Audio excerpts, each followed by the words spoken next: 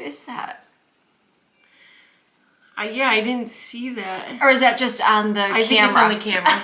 Because I was like, do I have artwork back there? I know. I was like, is it a switch of some sort? Oh my god, we're so fucking professional. I know.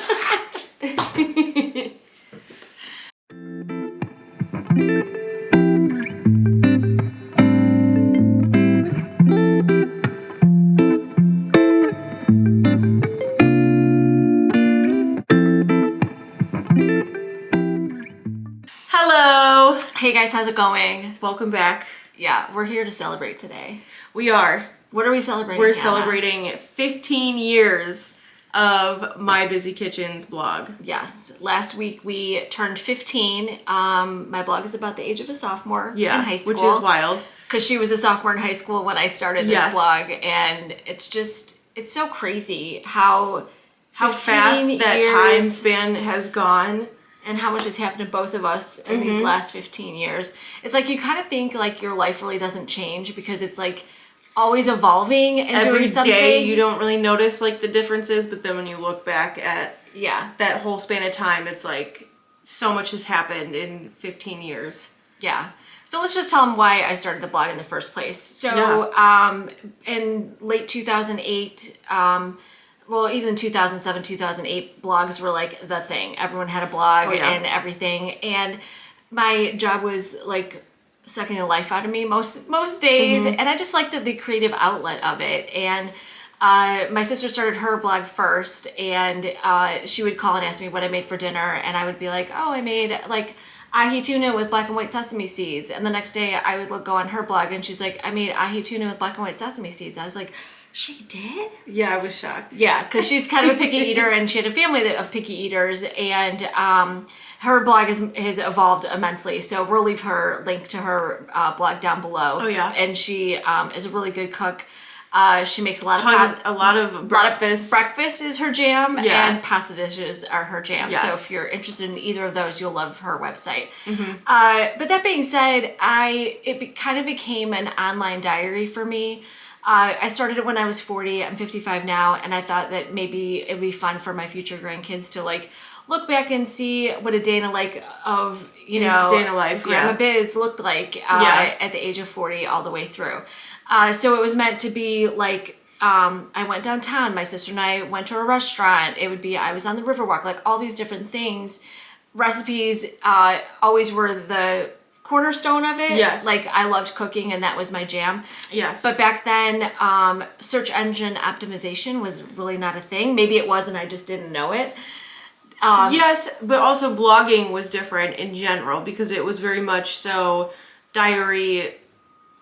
You would read it like a book. Yes. You would follow along people's lives and drink your coffee as you read someone's blog. So it was more so focused on the story rather than the recipe or the specific item that you might have been looking for. Absolutely. And Hannah, nowadays, I just noticed I was looking at the wrong spot the whole time. Okay. So I'm looking at the right spot right now. Okay, so perfect. It's okay. But nowadays it's all the jump to recipe. That's all. No one wants the story. Everyone just wants the recipe and move on with their life. Right. So when I first started blogging, blog roles were like super important. Like you wanted to be on somebody's blog role for somebody who was like really popular, because then people would go, oh, let me check out this blog. It was kind of like a MySpace top 8 situation where you would like highlight certain people. Yeah. And so I would always have a funny blog title because I think that would be funny. But turns out no one's going to find my Italian meatball recipe if I say you really need my balls in your mouth.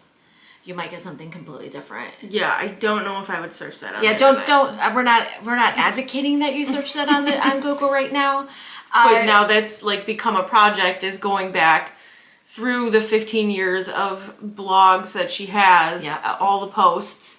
Right now, we are standing at 2,762 that are still uncategorized, which means there's tons of recipes that you guys have not seen the light of day. And it's actually been fun, like going back and seeing these recipes. And I will tell you, as a recipe food blogger, is I probably never made the same recipe twice because I was always looking for new things. Recipes, like dishes. The black bean. The infamous black bean soup. She made club sandwiches and black bean soup one night for dinner literally when I was like a sophomore in high school. And it was like the best. I think it was just a combination of everything. It was like the sandwich was perfect. It was like toasty, but then there was like the mix of everything in the sandwich. And then the black bean soup on the side was just like this amazing soup. It was creamy. And it was delicious. The texture, everything. And not only did she never make it again, but she also couldn't find the recipe. But so it was like a one-hit wonder. We did recently find a blog post from 2008 that had a recipe for this black bean soup, which made a ton. I think it was made from beans. Yeah. It was from dried beans because I was all about being efficient in grocery shopping. And I think it was like... It made a lot. Chicken broth based. Yeah, and but it was also a little bit of spice in there too. It was like it had a little kick of something. So we are going to recreate that recipe pretty soon. But in going back in old recipes, the food photography. Can we talk about the food photography? Yeah, just for a second. There's going to be photos up here for sure because going back, it's also just the style. The style of food photography when blogging was like booming was very macro or micro friendly. So as close as you can get to the fucking piece of food to get like that drip of syrup that was off the pancakes. And so a lot of them are like so close up you like really can't even tell what it was if you had to guess. No. So, but we were also talking about back in the day, for anyone who may or may not know, taste spotting. Oh yes, was huge. And what was the other one? Food Gawker. Food Gawker. Mm-hmm. Yeah, so you would send in pictures of, your best food that you made to Food Gawker or Taste Spotting, and if approved, they would have your photo on their website. Yes. And it could be up for like 24 hours, but and you could get a lot of traffic. Click on it and get sent to your blog. Right. So it was huge to be on any of those sites. And I just remember the specific one, and we did find the photo. Yeah. So you're welcome, or I'm sorry. Mm-hmm. I was at lunch at my law firm, and I literally had 7 minutes left, and you needed a blog post in order to send in the photo. You couldn't just send in just a photo. Yeah. So I quickly did a blog post, and like here was this, and I didn't even really say what it was. It was a chicken quesadilla, cheese quesadilla with spinach. But the way I cut it, and I put a green piece of construction paper behind it because that's what was available to me at the time. And I think, bless you. Thank you.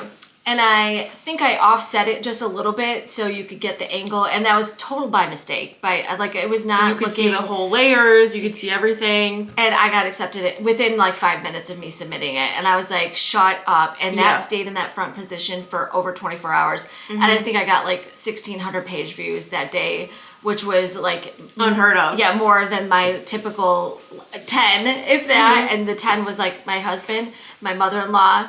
Probably not Hannah. There was more than that. I know. I'm being facetious, but I'm just saying that was a big deal. And I was I've made it. Like everyone's gonna know about my Bizzy Kitchen. Yes. No, they did not. It was it was long. Okay. But I liked that site would give you information about why the photo wasn't accepted. It would say it was poor. Yeah, if they rejected it, it would give you like a list of reasons why it was rejected. Oversaturated was my favorite. The saturation, I was the queen of oversaturating. Yes. Just general pose. Like blurriness. Yeah. Composition. Yeah. Composition was a good one too. Yeah. And so now we've come a long way. So we'll show some pictures of how my food photography has gotten even better. And as our food photography got better, then all of a sudden Instagram was like, we want video. Yeah, it was like right when you finally figured out how to post things that people were looking for that would gain traction, that were worth looking at, that you wanted to share with everyone, then it was like, yeah, sorry. Go to video. Yeah, so we're getting better at that. And that's just the thing, it's like you have to evolve as the times change. And that I have some blogging friends who are just still so set in how they have to like to do their blog. The story of foraging strawberries with the grandma, and that's how come they did the strawberry pie, and that's amazing. But in order to be found on Google, you have to be an authority on the recipe. So you have to say, what ingredients do I need for an apple pie? What apples should I use for apple pie? How long should I cook it? Can I make it in a air fryer? Like, answer all the questions that people have within your blog post in order to be up there. So when I had all that narrative of my day downtown, stuff like that, it confuses Google and it doesn't know what it is. A lot of our time is spent, in case you're wondering what we do, some of it on a daily basis. In the background, just updating. Fixing all those mistakes. And they weren't really necessarily mistakes, it's just making them applicable to now. Yeah. And having the Weight Watcher links in each recipe so that as the Weight Watcher program changes, then it can evolve. Because I used to say, on the green plan, this is going to be 6 points. On the purple, it's this. But then when they change the plan, then it's like I'd have to go back and change all that stuff. So now going forward, and as we're fixing, you will notice, and if you didn't know, we'll put mybuzzykitchen.com is our website. In the notes section of each recipe card is a Weight Watcher tracker link. So 3 years from now when the plan changes, click on that link. Whatever the point situation is what is going to be there. So that is never going to go out of date. So that in and of itself is a full-time job, basically. Yes, going back. And just finding, for the longest time, we were talking about too, how like when COVID hit, she was working from home. So she didn't have the daily activities of going to meet Jenn for lunch downtown and trying new places, and everything was shut down. So it just kind of became mundane to like really post about that every day. So she kind of turned to Instagram in a sense of now a lot of recipes live on Instagram that don't live on the blog. Right. But the goal is to have the blog be the home base for everything. Right, so because regardless of whether there's a YouTube or an Instagram or whatever else, Pinterest, it will be on the blog for sure. Yeah, and because we own the blog, we don't own Pinterest, Instagram, or anything. So if Instagram were shut down tomorrow, all those recipes would be gone. Yeah. So we are slowly bringing those back. So we've been pretty consistent as of late. Yeah. Posting 2 to 3 new recipes on there. There is a drop-down menu for recipes, but please know that it is a work in progress. So if you stumble across a recipe from 2016 where the recipe might not be there, that's the other thing, is because I've used so many different recipe plugins over the years that are no longer available, so you won't even see the recipe. And like not even too long ago. Basically, the plugin made it available so it showed up as a recipe card. So it would show you like the time it took, the prep, the cook time, how many servings it yielded, and then all the ingredients, and then the how-to. It made it very pretty. But now that some of those don't exist anymore, you'll read about the recipe, see some photos about it. And you'll get to the bottom and like, where is the recipe? Right. It's no longer because that recipe card isn't there. Yes. So if you want to also help us, if you ever run across a recipe that doesn't have the recipe in there, a recipe card, shoot us an email at we will mybuzzykitchen@gmail.com and we will fix that. But we are in the process of fixing all those older posts. And to also make the blog more user-friendly so you can find and stuff. Efficient, yeah, for sure. That's been the bane of my existence is how to make it. And truth be told, I could hire somebody to do it, but they charge $10,000 to $15,000, $20,000 to revamp your blog. And because my blog is so old, there's so much content that it's like it would take so much time. And even though it does take us time, it's like we can fit it into our schedule and just work on it whenever we can.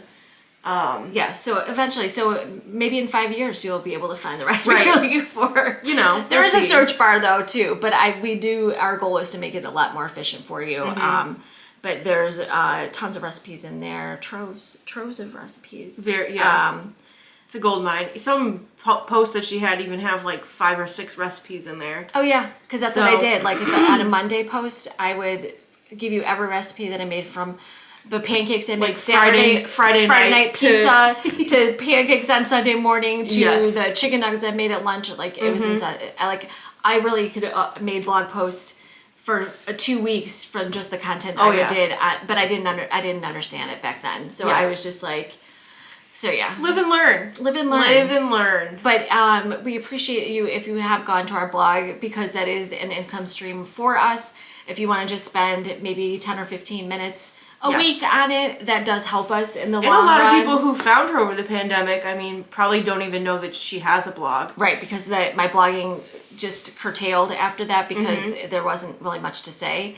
And then, like I said, we were putting all the recipes on Instagram and not... And now with Instagram, speaking of, we've made it even easier to go to the blog because of the new feature that we have where we can, put a keyword in our post on Instagram that we choose, and then it'll send you a DM on Instagram with the link to it. So that way it's kind of stored there whenever you want to go back to it, or if you want to open it right away. Yeah. It'll take you directly to that post that has the recipe. And I found ManyChat like a year ago, but to me, I saw the video on YouTube and it almost was for sales, and I was like, well, I'm not selling anything, but technically I am. I'm selling my recipe, and I want you to go to my blog. Right. So if you are a blogger out there, we will leave the link of the video that we watched.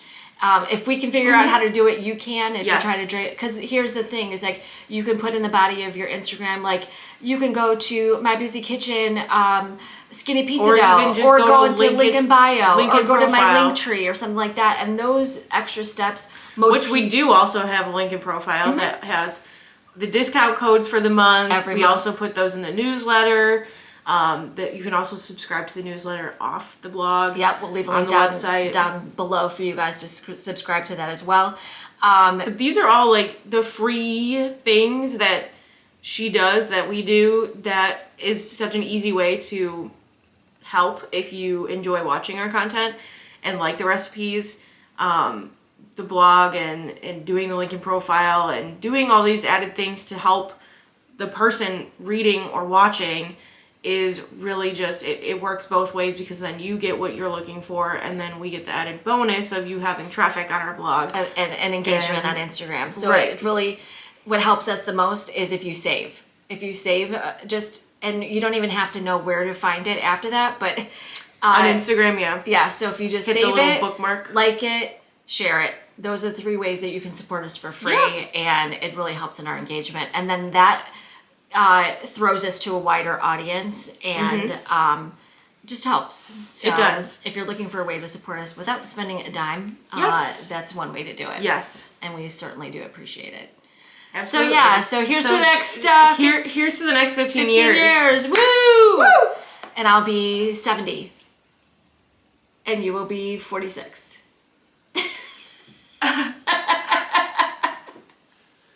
Right? I don't know how I feel about that. Did I do the math right in my head? I think you did. If you're 31 now? Yeah. 15? Yep. Wow. What? Wow. That's crazy. That's a mind... Because I feel like when I was, let's just say 15 or... I was 16 as a sophomore. That to now, yes, that's like a big gap of time. But when I think about now to 46... Yeah. Yeah, that's pretty crazy. It's okay. You're gonna be alright. It's okay. You're gonna be okay. It's fine. It's fine. But we appreciate you guys so much, and love all your support, your comments, everything. It means the world to us. We try to get to as many comments as possible. Yes. We both literally each day spend every morning an hour each. And that's not even including throughout the day, but from 9 to 10 a.m. is we respond to messages. Yeah. And we could do that all day long and not do anything. So we try to do our best. If we miss you one time, reach out to us again, and we will try to do. We are also always available by email. So if there's something like pressing that you can't find, mybuzzykitchen@gmail.com is a great way to get a hold of us. Yeah. That we see that all the time. But yeah, we appreciate it. And if you like this video and more like it, we've got some more cooking videos coming up next week. Be sure to subscribe and like, and we are only 996 hours before we can monetize on YouTube. Woo! Yeah, we have 3,004 watched So hours, exciting. and we have to get to Which is 4,000 crazy. to start monetizing. But so yeah, we appreciate you guys, and Thank you for being here. Yeah. And celebrating 15 years of my Bizzy Kitchen recipes. Yes, we appreciate it. Take care. We'll see you next time. See ya. Right, and then I'll do. I think. And maybe move it down.